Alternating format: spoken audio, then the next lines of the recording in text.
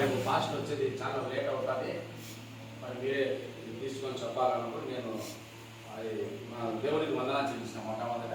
ఎందుకంటే మన కుటుంబాల మధ్య వాక్య పరిచయం చేయాలా అనేటువంటి ఒకసారి ఏర్పాటు చేయవలసింది కూడా నేను మనసులో అనుకున్నాను. కానీ తెలియని తలంపుగా మరి ఈ విధంగా మనమంతా కలుసుకుంటామనే ఉద్దేశము దైవ చిత్తము. అక్కడ దేవుడికి మొట్టమొదట వందనాలు చెల్లిస్తున్నా. హాజరైన మీ అందరికీ మరొకసారి యేసునామములో వందనాలు, కృతజ్ఞతలు. వాక్యంలోకి వెళ్తాం. కనుక ఇక్కడ యేసుక్రీస్తు ప్రభువు తన శిష్యులతో మాట్లాడుతూ ఇంకా తాను పరలోకానికి వెళ్తాడు శిలువ కార్యం ముగించిన తర్వాత. ఆ విషయం శిష్యులకు అర్థమైతే చెప్తూ బోధిస్తూ వాళ్ళకు మరి విశదీకరిస్తాను. ఎందుకంటే ఎప్పుడైతే ఈయన నేను పోతున్నాను అనేటప్పటికీ వీళ్ళందరికీ మొదలైంది. ఏం మొదలైంది? కలవరము అనే మాట అక్కడ మనకు కనిపిస్తాం. ఈ కలవరం అనే మాట ఇంకొక చోట కనబడుతుంది. మనకి ఎప్పుడు కనిపిస్తుంది? ఏ రోజు రాజు యేసు ప్రభు జన్మించినాడు అని జ్ఞానం చెప్పినప్పుడు ఆయన కలవరపడతాడు. ఎవరు ఇంకోటి కొత్త రాజు ఎవరుకుంటున్నాడు ఇక్కడ, ఎందుకంటే నేనే రాజు ఇక్కడ, నాకంటే రాజు ఎప్పుడు ఎవరున్నాడని హృదయంలో కలవరపడతాడు. అంటే ట్రబుల్ అనేది ఉంది ఇంగ్లీష్లో పదం.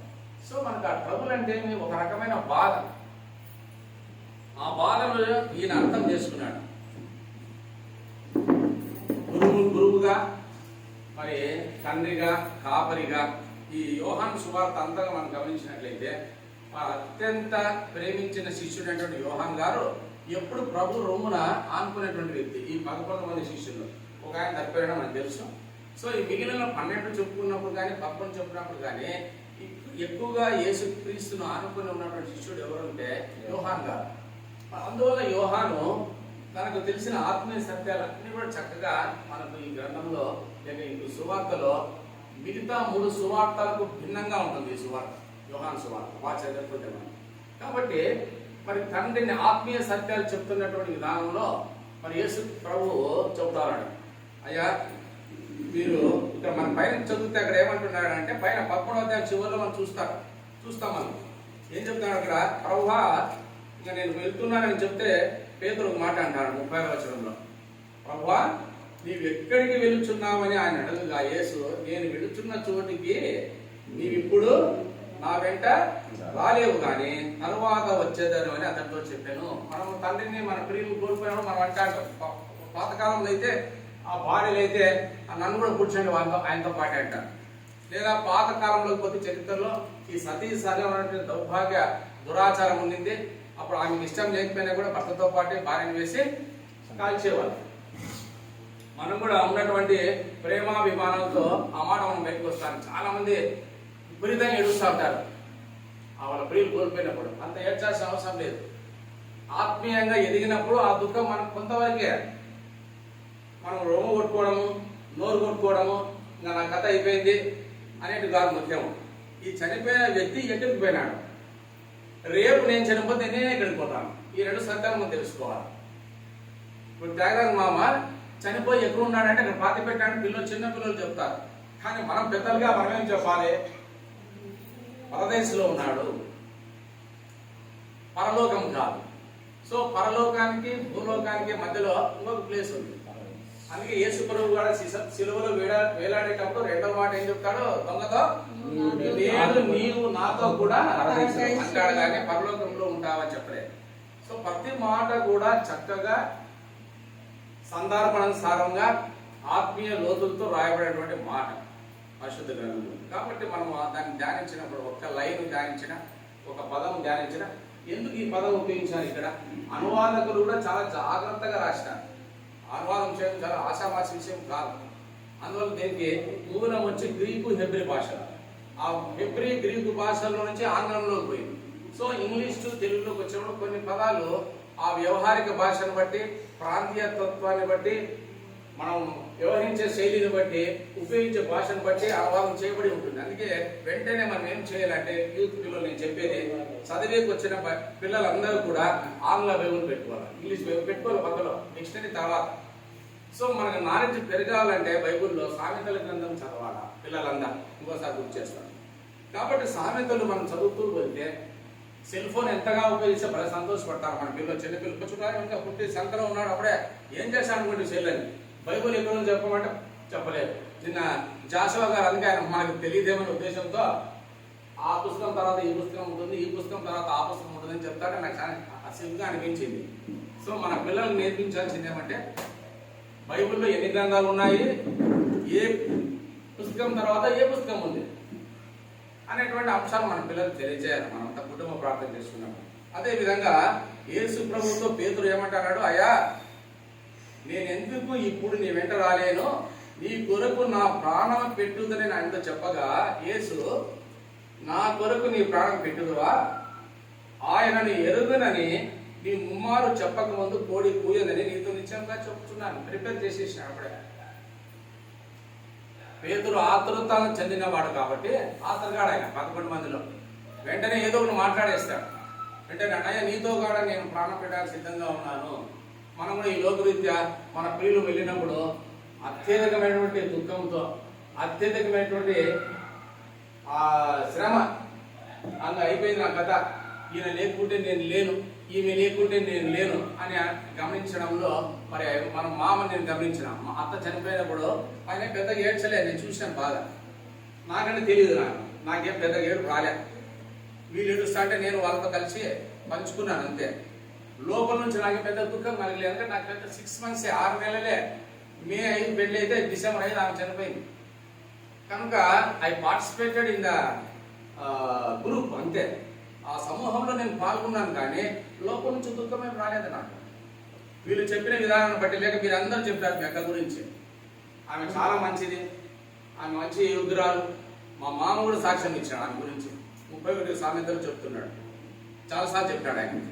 అందము వ్యర్థము, సౌందర్యము ఆమెలో నచ్చిన కూడా మామకు. గుణవతి అయిన భార్య దొరుకుట అరుదు. 15 సామెత 15 దొరుకుతుంది మనకు ఆ మాట. అది చెప్పేవాడు మామ. కాబట్టి ఆమె గురించి ఆయన సాక్ష్యం చెప్పినాడు. తర్వాత వీళ్ళందరూ చెప్పడం, పెద్దలందరూ, మీరు పిల్లలకు తెలియకపోయినా పెద్దలందరూ వీళ్ళందరూ చెప్పినారు. ఆనందమ్మ చాలా ప్రేమించేది అక్కడ ఏ వైపు పోయినా కూడా. సో అందును బట్టి ఆనందమ్మ గారు పరదేశంలో ఉన్నారనే నిర్ధారణలో సంతోషపడాడు. మా కూడా ఎక్కువగా అంటే ఆయన మనసులో ఉండిండొచ్చు, బాధ ఉంటుంది, తప్పకుండా ఉంటుంది. సహచరురాలు కాబట్టి మంచి భార్యను పోగొట్టుకున్న విధానం, ఇంతమంది రక్త సంబంధికులందరినీ ప్రేమించిన గుణం ఆమెలో ఉండింది. అవన్నీ భద్రపరచు ఒక్కొక్క రోజు ఒక్కొక్కటి చెప్పే వ్యక్తి నాకు ఆయన పంచుకునేవాడు.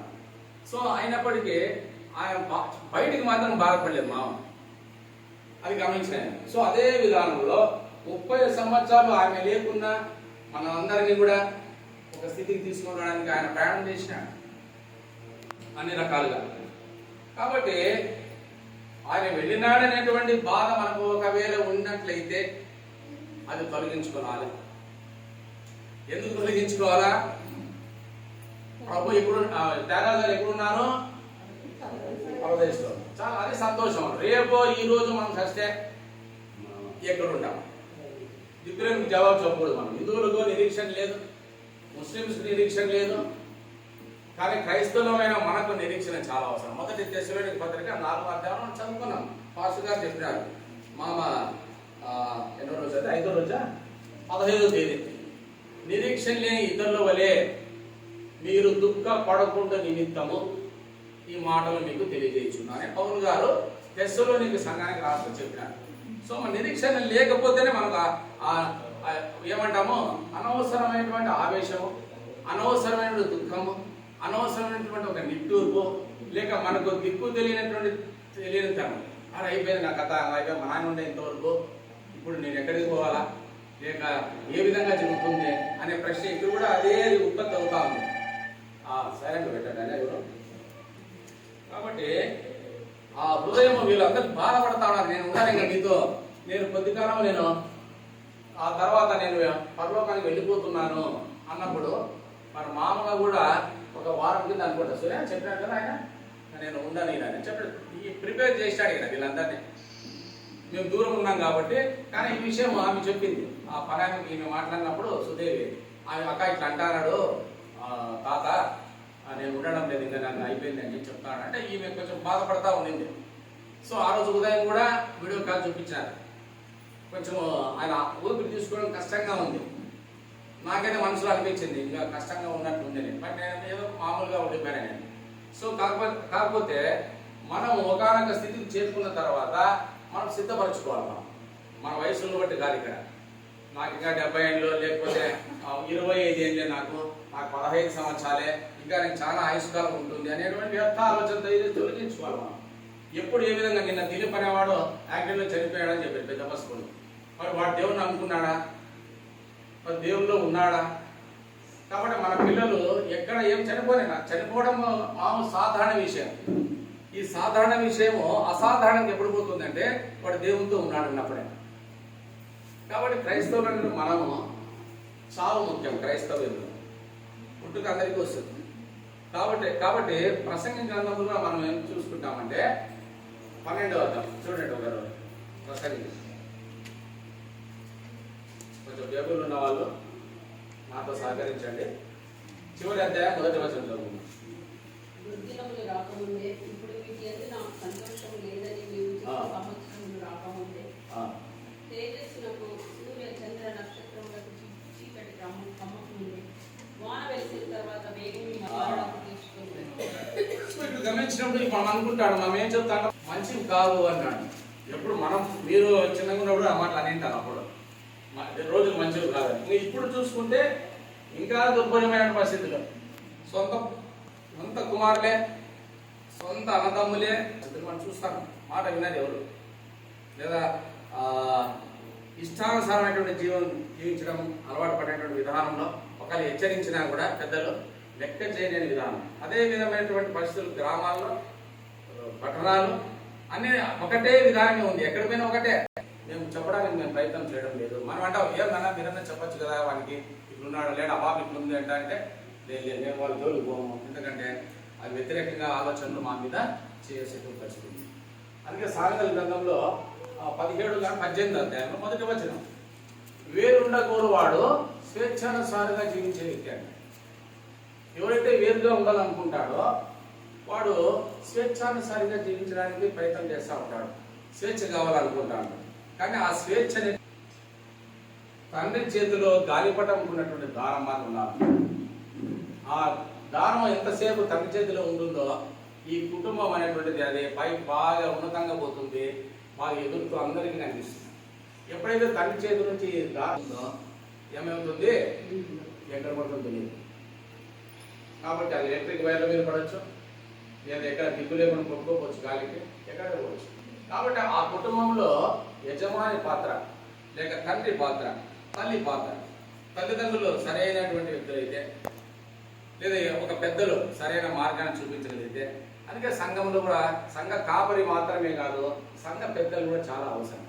మన కుటుంబాలు హెచ్చరిక చేస్తారు వాళ్ళు. కాబట్టి ఆ పెద్దలైనటువంటి వ్యక్తులను మనం గౌరవించడానికి ప్రయత్నం చేయాలి, మనం గౌరవించాలి. కాబట్టి దుర్దినములు రాకముందే ఇప్పుడు వీటి ఏందో నాకు సంతోషం లేదని నువ్వు చెప్పు సంవత్సరంలో రాకముందే తేజస్సునకును సూర్య చంద్ర నక్షత్రములకును చీకటి కమ్మకముందే వాన వెలిసిన తర్వాత మేఘములు మరలా రాకముందే నీ బాల్య దినములందే.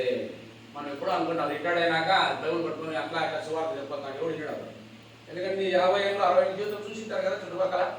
వాళ్ళు చెప్తావే నువ్వు ఇంట్లో ఫస్ట్ మీ ఇంటిని మార్చుకో, నీ భార్యను మార్చుకో, నీ భర్తను మార్చుకో, నీ పిల్లలు మార్చుకో, తర్వాత వచ్చి సంఘంలో చూద్దాం. కాబట్టి మనం ఆ స్థితికి రావాలంటే మొట్టమొదట మనము పరీక్ష చేసుకోవాలి, మనం సరి చేసుకోవాలి. మనం సరి చేసుకున్న తర్వాత మాత్రమే మరి ఇతరులకు చెప్పాల్సిన అవసరం ఉంది. మత్తయి శుభవార్త 5వ అధ్యాయంలో మనం చూస్తే నీ సహోదరుల్లో కంటిలో ఉన్నటువంటి నలుసు మనకు కనిపిస్తా ఉంటుంది ఎప్పుడు, కానీ మన కంటిలో ఏముందంట? దూరం ఉంది, ఇంతలా పెద్ద దూరం ఉంది. అది ఓటుకొని రారా అంటాడు యేసు ప్రభు.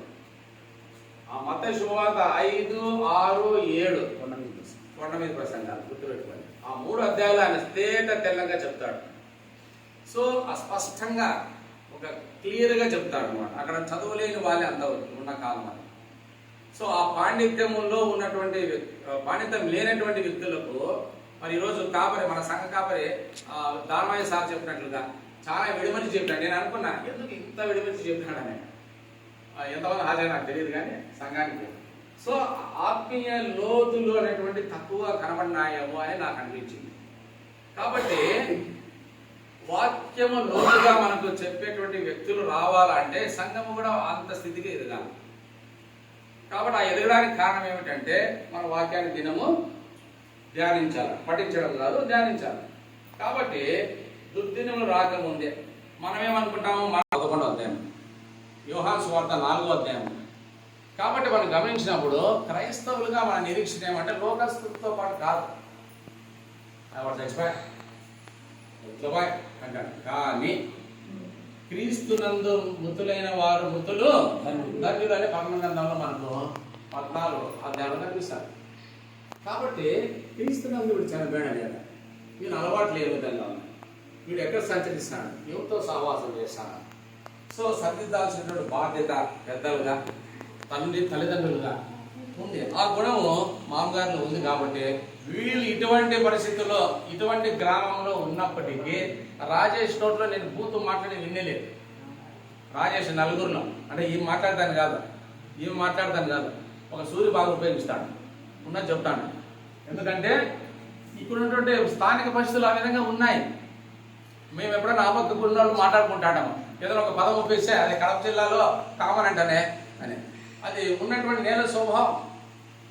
కానీ మరి వీళ్ళు ఎందుకు రాలేదు అంటే is away from the home అంటారు. కాదు, అది ఇంటి నుంచి ఉన్నా లేకపోయినా అవి రాని మాటలు. కాబట్టి మనకు అవి ఎక్కడి నుంచి రావాలంటే ఇది దగ్గర పెట్టుకుంది. సామెతల గ్రంథంలో అంతా చదువుతా పోతే పేతురు రాసిన పత్రికలు కూడా మీ నోట బూతులు రాజయకుడి కూడా 15 నుంచి కూడా చదివితే శరీర కార్యములు స్పష్టంగా చూపిస్తాడు. సో అవన్నిటి మనం చదువుతూ ఉండాలి రోజు. సో దానికి దూరంగా వెళ్ళడానికి ప్రయత్నం చేస్తా ఉన్నాం. కాబట్టి వేసినటువంటి పునాది టాగస్గా వేసిన పునాది మీద ఈ 4 రాళ్ళు ఇక్కడ ఉన్నాయి. వీళ్ళకి నా భార్య కూడా ఏ రోజు కూడా బూతులు మాట్లాడి నేను చూడలేదు. వాళ్ళకి ప్రతినిధులు ఎవరంటే ఈయన అంటే వీళ్ళిద్దరు అన్నదా భావించదండి, చిట్టి సూర్య. ఎందుకంటే చిన్నపిల్లలు కాబట్టి వీళ్ళ నాయన ఆవేశంలో ఉన్నా కూడా వీళ్ళిద్దరు నియంత్రించేటివాడు. ఇక్కడ అల్లరి జరిగినప్పుడు ఎప్పుడన్నా ఇంట్లో సుదేవ్ చెప్పినా, రాజేష్ చెప్పినా ఆయన మారమాట మాట్లాడేవాడు, బయటకు వెళ్ళిపోయాడు. వీళ్ళు నాకు చెప్పేటోళ్ళు అయినారా మీరంతా అని. మళ్ళీ మేమిద్దరు అడుగు చాలాసేపు తర్వాత ఆయన నెమ్మదించిన తర్వాత మళ్ళీ మాట్లాడతారు.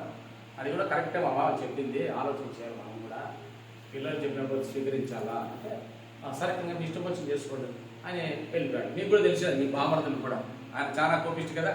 సో ఆయన చెప్పినటువంటి మాటలు ఒకవేళ బాధించిన తర్వాత ఆయన అర్థం చేసుకోవడం, తర్వాత దాన్ని పాటించడం కూడా గమనించడం చేసుకున్నాం. కాబట్టి తండ్రి యొద్దకు వెళ్ళే లోపు ఆయన సంతోషంగా ఉన్నాడు. కాబట్టి మనం ఈరోజు బాధపడాల్సిన అవసరం లే. బికాస్ ఎందుకంటే ఆయన తండ్రి యొద్ద ఉన్నాడు. శిష్యులు అడుగుతాడు, ప్రశ్న వేస్తాడు. ఇప్పుడు చదువుకున్నటువంటి వేదవాక్యంలో చూస్తే